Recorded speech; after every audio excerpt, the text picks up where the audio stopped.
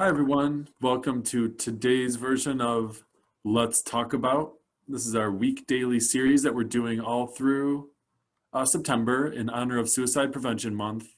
So each weekday at noon, we're talking about a topic that relates to suicide prevention in some way or another. And sometimes that's promoting mental health.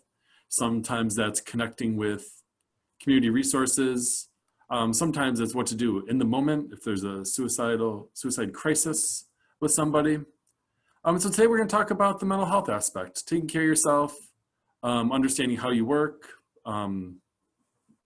understanding how to share and express thoughts and emotions. And one way to do so that I think maybe isn't understood as well and isn't thought of as often in the mental health world is art therapy. And so we're joined by art therapist student and my coworker, Megan Gunkel. Megan, thank you so much for joining us. Thank you so much for hosting this webinar and for also hosting this series. It's been great to hear about the different resources all over our community. Oh, our pleasure. It's been fun. So pleased to be able to do this with you. We did a similar video in May, and that was a good time, so I'm excited to do more. Yes. For those of you who are watching on Zoom, there's a closed captioning option. There's a little box that says closed caption at the bottom of the screen. If you're watching on Facebook Live, you can switch over to Zoom. The link is in there somewhere, and you can see closed captions if that is your preference. So let's get into it a little bit, Megan. Let's talk about art therapy for just a couple minutes, and then we'll do our two activities. So what is art therapy? What is it? Who is it for? What does it accomplish? All great questions. Art therapy is essentially counseling using art. So oftentimes when people think about counseling, they think about talk therapy, which is when an individual is sitting with their therapist or counselor and they're using words to communicate how they're feeling and what their experiences are, and using talk to really increase some insight and help learn different coping skills and things like that. And so with art therapy, what you do is you do use the talk aspect of talk therapy. However, you're also introducing art creation and reflection with a trained art therapist. And sometimes when we talk about art therapy, people get really kind of apprehensive about trying it because they might say things like, oh, I'm not an artist, I could never make anything, I only draw stick figures. And I would like to say that that's totally fine. You do not have to be an artist to benefit from art therapy, and really anyone could benefit from art therapy because when we're creating in art therapy, we're really doing that as a means for expression and not as a means to create fine art or things that you'll find in a museum. So there's no pressure with your skill level or ability with art creation. It's again just about expression and about gaining some insight through creation, again, with the trained art therapist who can help you talk about what you've created. And the trained art therapist is not there to judge you, so they're not going to be judging your artistic ability, so don't feel that pressure. And also, there's this misconception that art therapists can maybe analyze what they've drawn, and that is also incorrect. Because people, when we create with symbols, and symbols are highly personal. So if an art therapist were to look at a drawing and say, oh, this means this, that's not correct because that has a high likelihood of countertransference where the therapist might be projecting their own symbols onto what the individual has drawn.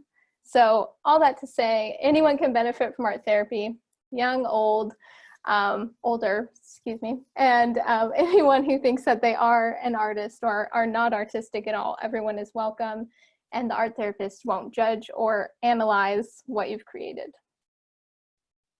Awesome, thank you so much. And I think the thing that appeals to me is that sometimes you can sit in a therapist's office and it feels heavy and you're just staring at each other with 5 feet between you, and there's like, maybe there's a nice picture on the wall, but it's really just this intense interpersonal moment, and that's hard. And so doing things like going for a walk with your therapist is nice, like some kind of activity to get you out of that intense emotion. And it's like movement makes it easier to share certain things.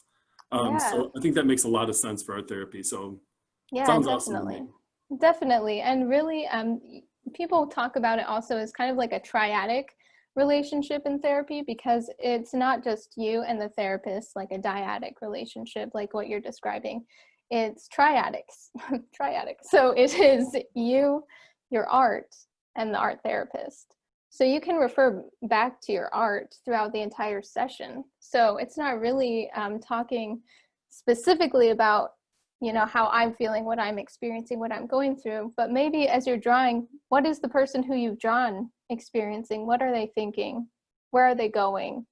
And then through that, you come to realize sometimes that, oh, what I've actually drawn is myself in a roundabout way. So it does allow, like you're saying, for that kind of more comfortable level of interaction where you can focus on something else other than your challenges or experiences. Makes all the sense in the world. So where does art therapy happen? You're currently in an internship. People can go see you as an art therapist. Where's this happening? What's going on here?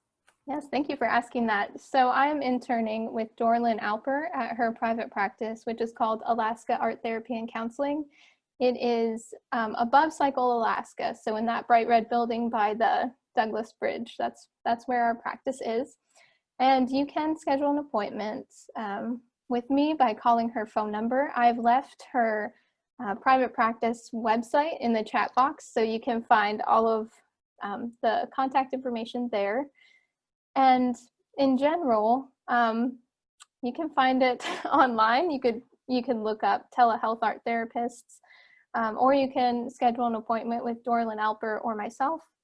And Dorlyn keeps evening and weekend hours, and I am able to meet a little bit more frequently during the daytime, like over a lunch, if anyone would prefer that.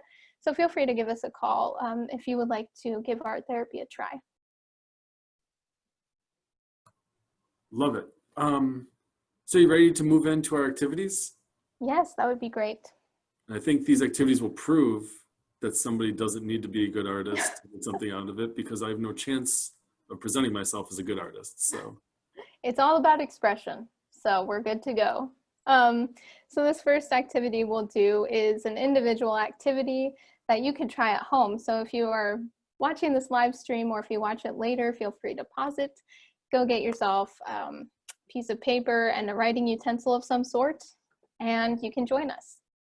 So we will be starting off with what's called a scribble drawing, and that sounds exactly like what it is. So we're going to take 5 to 10 seconds. Just create a scribble on your page. So are you ready, Aaron? very ready. In 2 colors? Are we doing 2 colors here? Let's use one color to scribble, and then you will need a second color later on.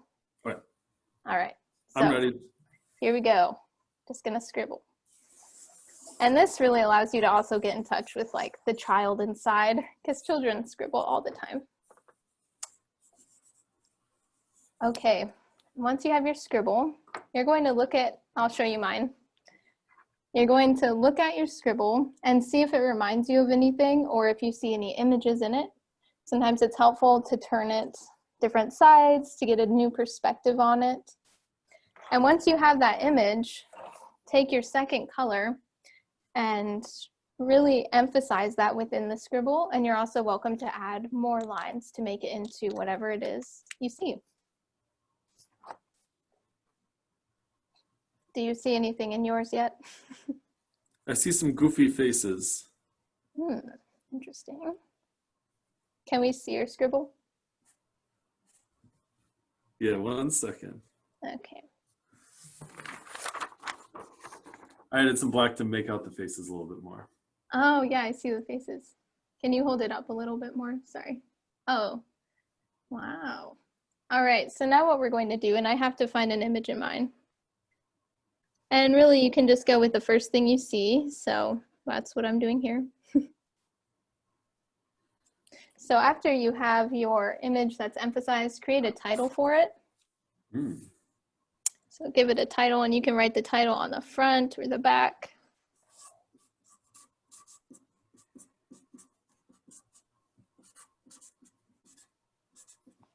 And if you're following along at home, feel free to leave a comment about what you found in your scribble.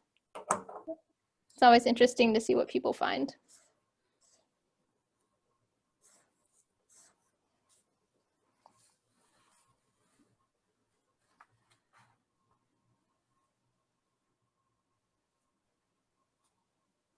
Did you create a title for yours? Mine is Chatty Lava Lamp, because it kind of looks like the goop that bubbles up in a lava lamp and two faces are talking to each other in that. Yeah, I could see that. Mine now looks like this, and I titled it The Jumping Salmon. Yeah. All right. So then what you can do with this at home or by yourself or however you'd like to go about it. So you can just look at what it is that you found in your scribble drawing and ask yourself just some questions about it. Just be curious. You don't have to have any deep sounding answers. So I would look at the salmon and maybe say, where's the salmon going? Is it moving backwards? Is it moving forwards? Why is it jumping? What might it be thinking if it could think something? What might it say if it could say something? And through asking yourself those questions about even the silly little scribble drawing that we've done, you might be surprised with the answers that you find and how that might relate back to you in your own life and in your own experience. And you can also feel free to even write it like a dialogue. Some people do this. So you could turn your paper over and just write a question and then write the answer after you look at it, and then write another question and just see where it takes you. And the results can be quite fascinating in how it again relates back to you. So this is a fun activity you can do when you're bored or when you're feeling stuck in your life or stuck in your thoughts. It can be a different way of navigating what you're going through in life and just seeing what comes up. Sometimes it's silly and sometimes it's serious, but it's always just kind of an alternative way to check in with yourself. And even though we're trying to do this like as a video for other people, like I started like feeling myself getting really into the questions. Like, what are my two people talking about? It's a lava lamp. Are they going to disappear? Are they worried about that? Do they know that? Like I started like getting into their little world. Right. And even while we're trying to have this conversation for the benefit of other people. So it's funny like how effective that is. It's like a little vacuum to get you sucked into your scribbles. Yeah, it really does pull you in. And then it can also be the basis of journaling. So if you do find anything interesting that arises in this exercise, go ahead and journal about it and just, again, see what comes up, see what arises. Yeah. Do you have any other questions about this, or would you like to move into our second activity?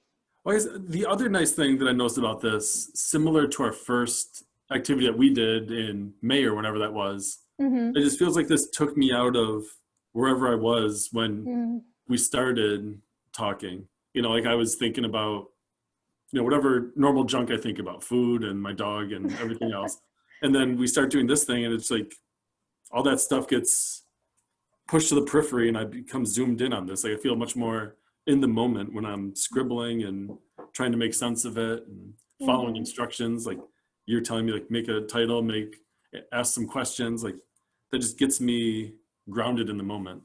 So that's an interesting little piece of this as well. Yeah, and that's a really great observation that you've made. It really does pull you into the moment and kind of creates mindfulness without even really trying to, which is a great benefit. Also, I will say I'm a lover of how science and art creation intersect. And one way that happens is that there are physiological benefits to creating art, and one of them is stress reduction because of the way your body responds when you're creating art. So that could also be part of why it does create mindfulness. That's awesome. Yeah, and I did see a question in the chat. Are there several different types of art therapy? That is a great question.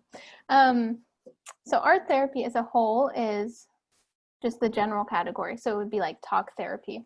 But the beautiful thing about art therapy, one of them, is that you can use several different art media while you're creating. So I've known some art therapists who use glass blowing with their clients. There are some that use photography or digital illustration, and then some just go for the studio materials, found objects. So I think that would be how I would respond to that question, is that art therapy is art therapy itself, but then there are so many different types of media you can use that can make different types of art therapy feel very unique. And also, art therapists are trained as counselors oftentimes, not always, but there are only 5 states in the US that recognize the ATR, or Registered Art Therapist credential. So most people who practice as art therapists are also licensed as LPCs or their state's equivalent. So within art therapy, the counselor side will introduce like different types of counseling into the art therapy experience. And if that didn't answer your question, feel free to re-ask it. And is Alaska one of those 5 states where art therapy is recognized on its own? It is not, unfortunately. Yep. So we can move into the second activity if you like. And then if people have more questions, I'm always happy to answer them. So this next activity, you'll again just need a piece of paper and a writing utensil. And this activity can be used between you and a loved one or friend online. Erin and I were kind of brainstorming what we could have people do to connect with each other in Zoom land, especially during COVID. And beyond, you know, even before that, people were FaceTiming with family members who lived across the US or the world. So this is an activity you could do with a loved one. Just give it a shot and see what comes up, and allow it to be an activity for connection. So we will call this activity the mirror. And what we'll do is that Erin and I, or you and your loved one or partner, whatever, will be creating the same image on the piece of paper you have in front of you by each adding 1 line to the page at a time. So, Erin, would you like to begin? Yeah, that's a lot of pressure. Just 1 line, no wrong answers.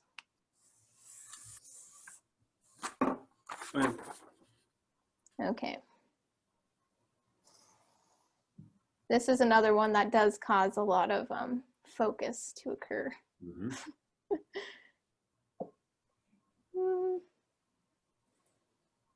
So now I'm just going to add on 1 line to what he drew. And then over Zoom, this is exactly how you do it. There's not much additional explanation that's needed. You just show each other the line without saying exactly how you placed it. And then you can just replicate that and keep going until you feel like your image is complete. Yes, I stumped the teacher. We did a test round earlier, and I feel like your lines have gotten more creative since then. Let's see. We'll do this. Ooh.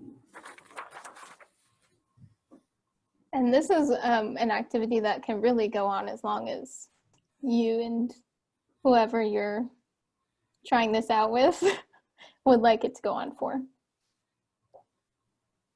But again, it just promotes that connection without necessarily the need to verbalize things. You're both creating the same image. And it's something something a little different over Zoom that you can try out.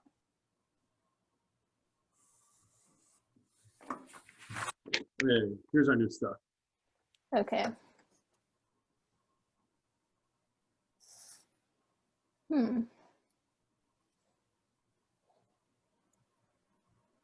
Whoops. It's not exactly perfect, but that's okay.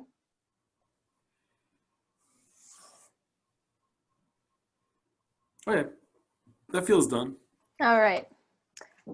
I agree, it feels pretty done.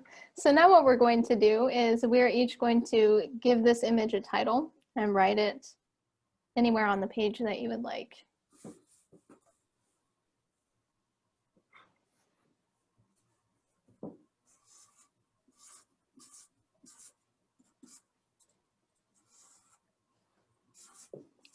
So I called mine Spring Day because I saw a sun and maybe like a flower thing and then grass. So to me, I called it Spring Day. All right, and I've got sunny snowball. I thought this was like a big avalanche coming down, and those are mountains in the background. Oh, And this wow. looks like something like pushing the big snowball down. Oh. But I agree, the circle is clearly the sun. Hmm. Yeah, I can see that in your image. Yeah. Which is funny because we have the same image, but that is again the beauty of art therapy is that everyone sees something different. Everyone again has different symbols for things, and so when you're trying this out at home, you can then talk with your friend or relative, whoever you're doing this activity with, about what you saw and how that might relate to you in your life right now, and then just promote some conversation through again kind of a different means than we usually do, especially over Zoom. Yeah, how was that experience for you, Erin? This one is fun because it's interactive. We're like going back and forth. I like taking turns and adding on to what you're doing. Mm-hmm.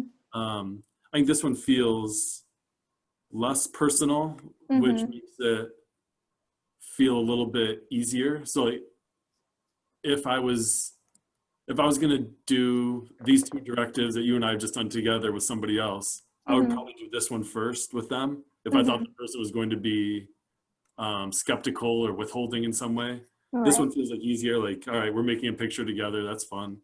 Mm-hmm. And then the other one, the scribbles felt more like personal to me, obviously, because I was the only one doing them. Right. Yeah, and I wonder if we were to try this out with someone that we're like very close to, if there'd be more meaning in the marks or something like that. So that would also be an interesting experiment. Mm-hmm. Yeah. So I'm not seeing any more questions in the chat.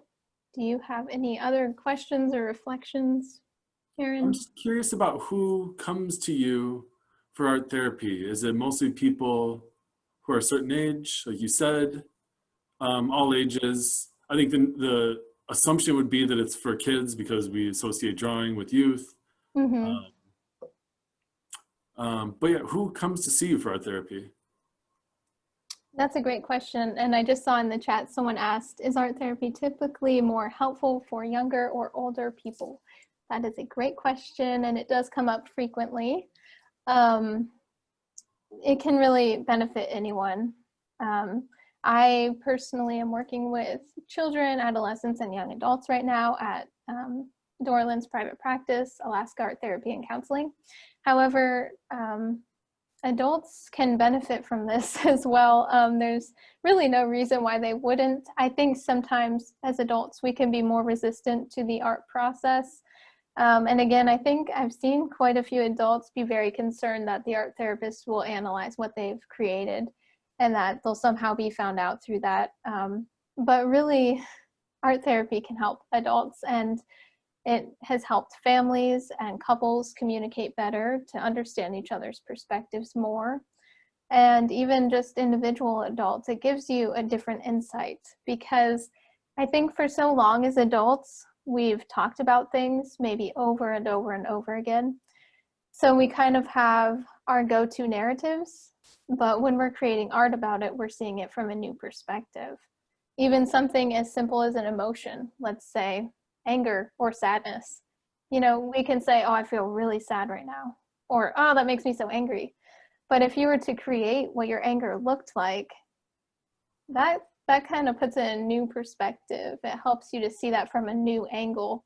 And then when you're looking at it from the outside looking in, so to speak, after you've like created what that might look like for you, you're able to make more connections than you might if you've already told that same narrative time and time again. So I hope that makes sense. Yeah, and I think that's really interesting for a couple in particular. Like if we did this Mm-hmm. second activity where we're both making the same thing, and like let's say my wife says that this is a happy ocean scene, and I say no, Mm-hmm. it's obviously death and destruction. Like that Mm-hmm. would be like so significant to realize that we interpreted the same things differently. That's a reflection of who we are. Then to think about like all right, how does that play out in our normal day-to-day life while we're cooking dinner or whatever else? Absolutely. Yeah, Yeah. it's just a new way to illustrate the stuff that you normally notice Hmm. that would give you different insights, different ways of having insights. Right. And I did just see another question similar to this. Is art therapy typically done one-on-one or in a group setting? Again, great question.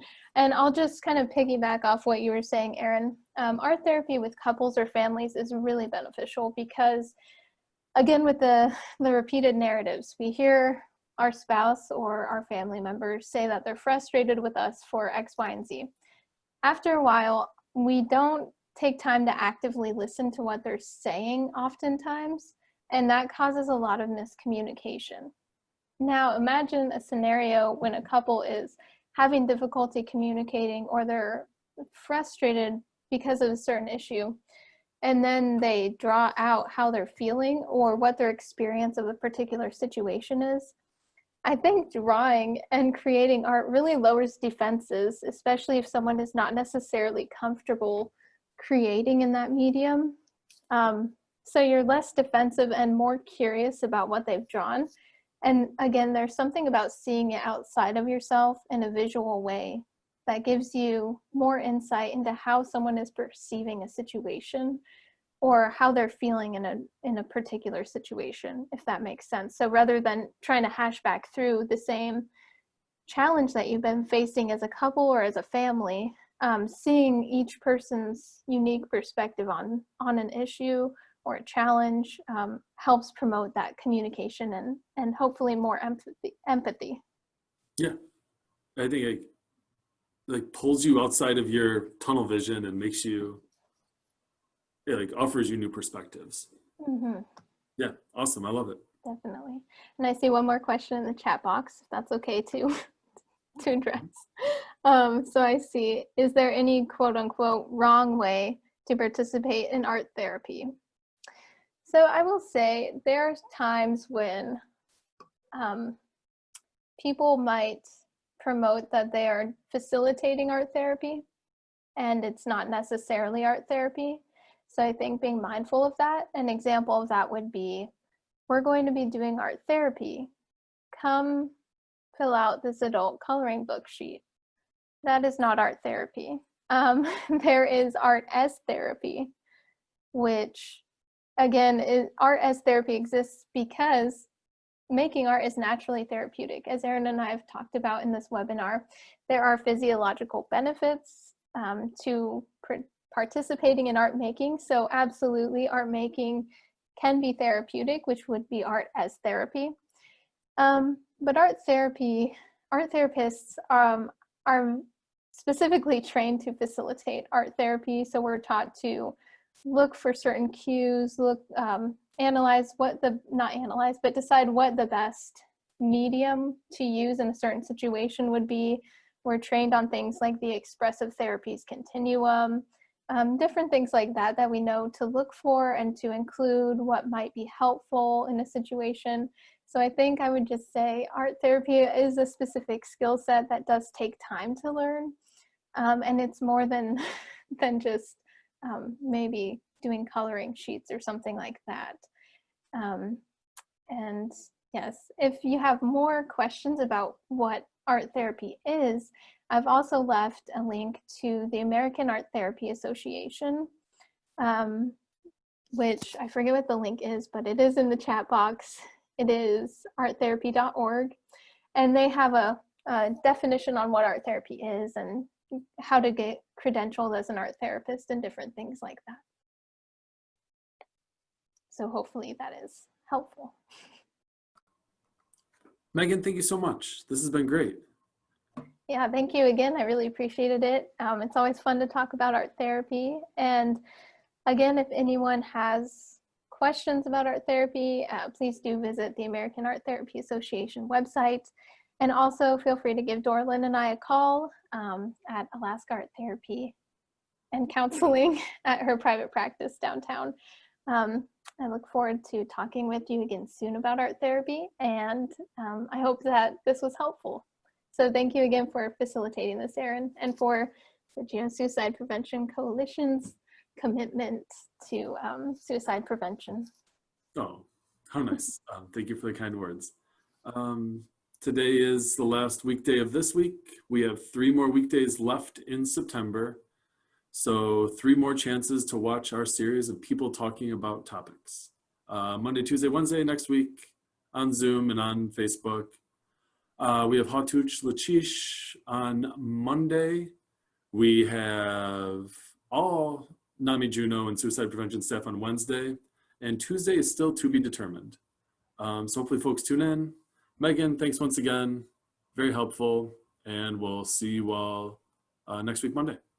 Bye, everybody. Thanks so much. Bye.